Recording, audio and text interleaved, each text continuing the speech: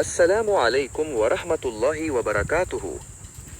दोस्तों, साल के 365 दिनों में एक ऐसा अजीम दिन भी आता है जिसका सिर्फ एक रोज़ा आपके पिछले एक साल और आने वाले एक साल के गुनाहों का कफ़ारा बन सकता है।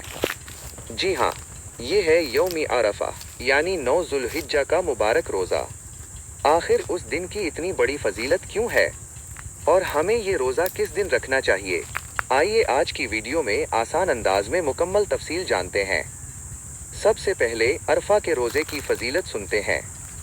सही मुस्लिम की हदीस में आता है कि रसूलुल्लाह सल्लल्लाहु अलैहि वसल्लम से अरफा के रोज़े के बारे में पूछा गया तो आप सल्लल्लाहु अलैहि वसल्लम ने फरमाया, मुझे अल्लाह ताला से उम्मीद है कि अरफा का रोज़ा गुज़श्ता एक साल और आने वाले एक साल के गुनाहों का कफ़ारा बन जाता है। सुबहान अल्लाह, सिर्फ एक दिन की भूख और प्यास और बदले में 2 साल के गुनाहों की मुआफ़ी, ये अल्लाह ताला की अपने बंदों पर कितनी बड़ी रहमत और मेहरबानी है। हज़रत आयशा रज़ी अल्लाह अन्हा फरमाती हैं कि नबी करीम सल्लल्लाहु अलैहि वसल्लम ने फरमाया, अल्लाह ताला अरफा के दिन से ज़्यादा किसी और दिन बंदों को जहन्नम से आज़ाद नहीं फरमाता। यानी यौमी अरफा है, मग़फ़िरत का दिन है, रहमत का दिन है, जहन्नम से आज़ादी हासिल करने का दिन है। उस दिन अल्लाह ताला अपने बंदों पर खुसूसी रहमत नाजिल फरमाता है, दुआएं कबूल फरमाता है और गुनाहों को मुआफ़ फरमाता है। अब आते हैं इस अहम सवाल की तरफ जो हर साल बहुत से मुसलमानों के जहन में आता है कि अरफा का रोज़ा किस दिन रखा जाए।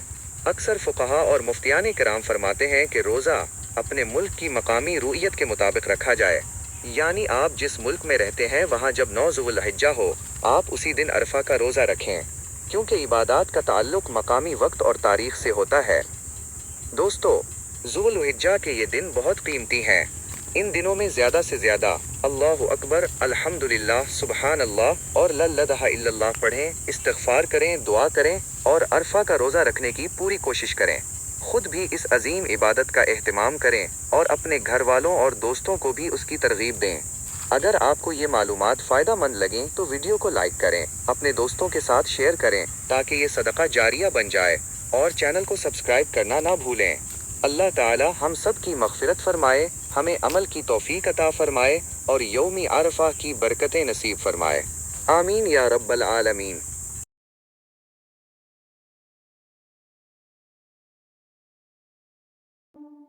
अल्लाहु अकबर कबीरा वल्हम्दुलिल्लाहि कसीरा वल्हम्दुलिल्लाहि कसीरा वसुब्हानल्लाहि बुक्रतन व असीला। ला इलाहा इल्लल्लाहु, ला इलाहा इल्लल्लाहु वहदह, सदक़ वअदह, सदक़ वअदह व नसर अब्दह, व नसर अब्दह व अअज़्ज़ जुंदह, व अअज़्ज़ जुंदह व हज़मल अहज़ाब वहदह। ला इलाहा इल्लल्लाह व ला नअबुदु इल्ला इय्याह मुख़लिसीन लहु दीन वलौ करिहा अल-काफ़िरून। अल्लाहु अकबर कबीरा वल्हम्दुलिल्लाहि कसीरा वल्हम्दुलिल्लाहि कसीरा वसुब्हानल्लाहि बुक्रतन व असीला। ला इलाहा इल्लल्लाहु, ला इलाहा इल्लल्लाहु वहदह, सदक़ वअदह, सदक़ वअदह व नसर अब्दह, व नसर अब्दह व अअज़्ज़ जुंदह, व अअज़्ज़ जुंदह व हज़मल अहज़ाब वहदह। ला इलाहा इल्लल्लाह व ला नअबुदु इल्ला इय्याह मुख़लिसीन लहु दीन वलौ करिहा अल-काफ़िरून। الله أكبر كبيرا والحمد لله كثيرا والحمد لله كثيرا وسبحان الله بكرة وأصيلا لا إله إلا الله لا إله إلا الله وحده صدق وعده ونصر عبده وأعز جنده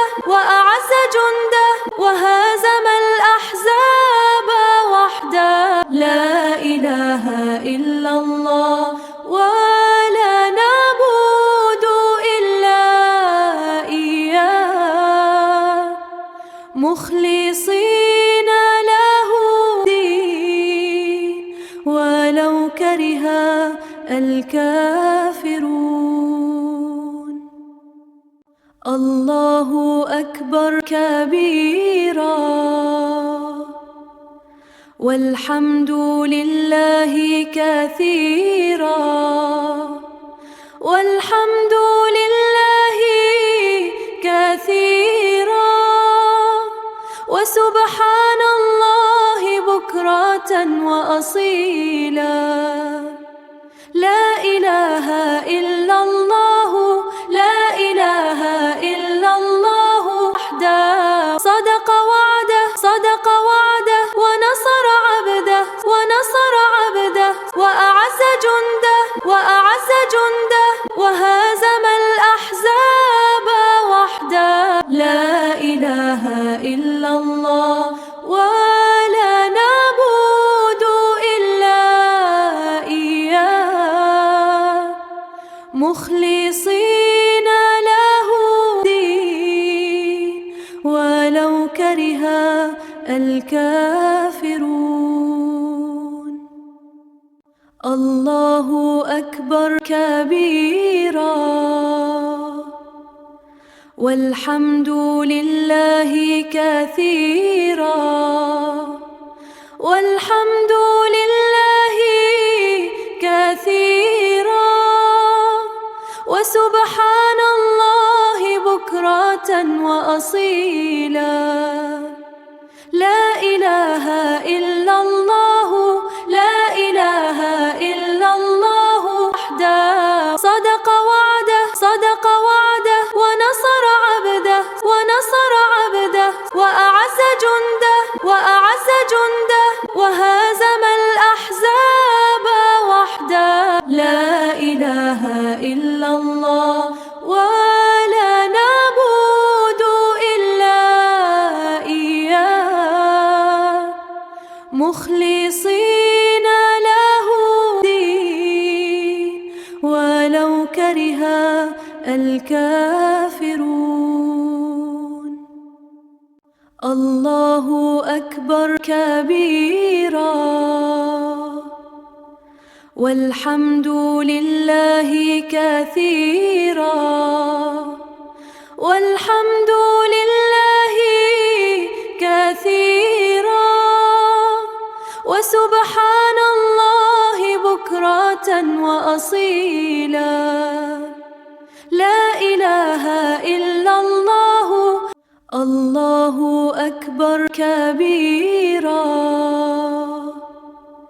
والحمد لله كثيرا والحمد لله كثيرا وسبحان الله بكرة وأصيلا